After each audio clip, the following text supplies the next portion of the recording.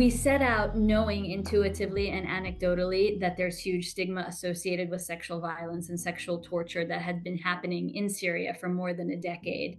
So we conducted a baseline knowledge and attitude survey before we started any interventions. We did this in all the communities.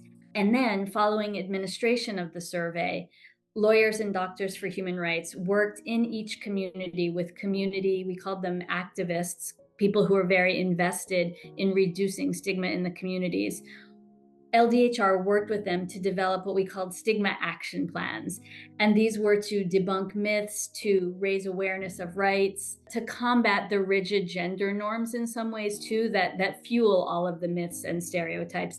And ultimately, again, to shift the stigma from the survivor to the perpetrator. With Synergy and then with our partner lawyers and doctors for human rights, we did initial training for what we called the first responders in communities. So people who encounter survivors of sexual violence, either because they're medical professionals, mental health professionals, maybe educators, religious people, others who come into contact with a lot of people in the community, and particularly survivors of violence. So we did training with them first, a lot of things on sexual violence, on debunking myths and stereotypes, on stigma. So first we did that training and got them on board. And then they became the ones in the community who drove the initiatives forward.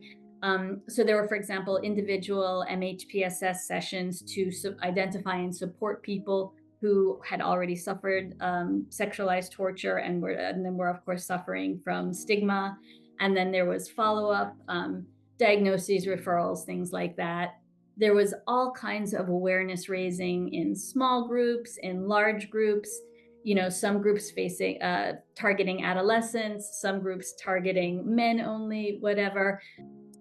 They had some channels on Telegram, Stop Stigma, where the subscribers could get different messages about it. There were art competitions and art installations about stigma and its impact on individuals and communities. Film screenings. They also talked about children born of rape and the associated stigma with that, because of course this is also a consequence of sexual torture.